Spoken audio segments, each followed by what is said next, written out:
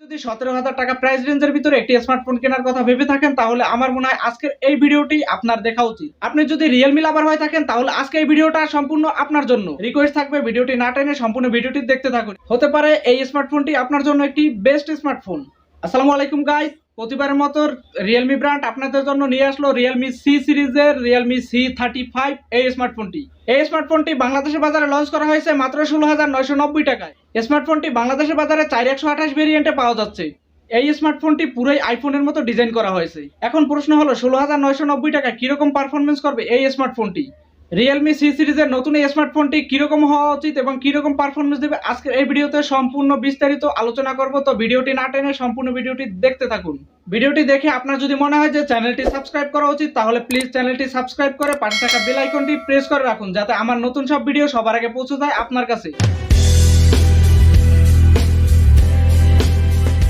Realme C35 দেখে নেওয়া যাক। প্রথমে এই ফোনটির ডিসপ্লে সেকশনে কী কী রয়েছে।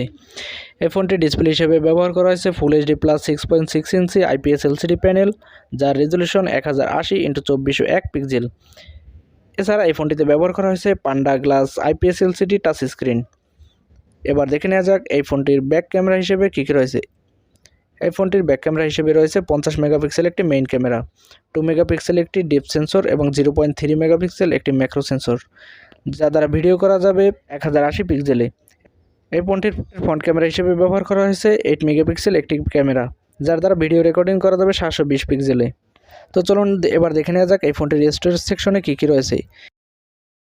এই ফোনটিতে স্টোরেজ হিসেবে ব্যবহার করা হয়েছে 4GB এবং ইন্টারনাল স্টোরেজ হিসেবে ব্যবহার করা হয়েছে 128GB স্টোরেজ।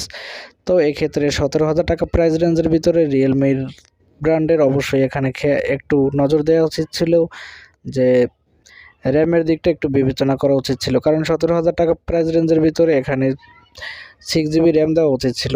তো এক্ষেত্রে আমার কাছে একটু 17,000 টাকা প্রাইস রেঞ্জের ভিতরে 4GB র্যাম একটু কম মনে হয়েছে। তো এটা গেমিং পারফরমেন্স মোটামুটি ভালোই ছিল।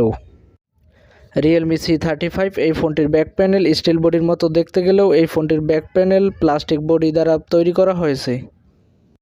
রিয়েলমি C35 এই ফোনটির চিপসেট হিসেবে ব্যবহার করা হয়েছে ইউনিসক টাইগার T616, যা 12nm টেকনোলজিতে বিল্ড করা একটি অক্টাকোর প্রসেসর।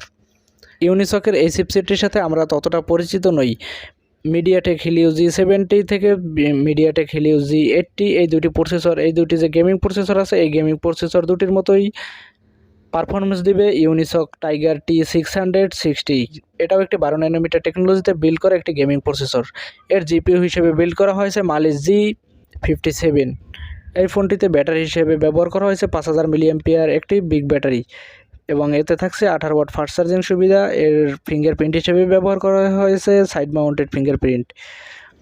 তো গাইস, এই ফোনটির একটাই খারাপ দিক যেটা আমরা লক্ষ্য করলাম সেটা হলো এই ফোনটি 17,000 টাকায় 4GB র্যাম না দিয়ে এখানে 6GB র্যাম দেওয়া উচিত ছিল। তো রিয়েলমি ব্র্যান্ডের এক্ষেত্রে আরও একটু র্যামের বিষয়টা এখানে একটু খেয়াল দেওয়া উচিত ছিল।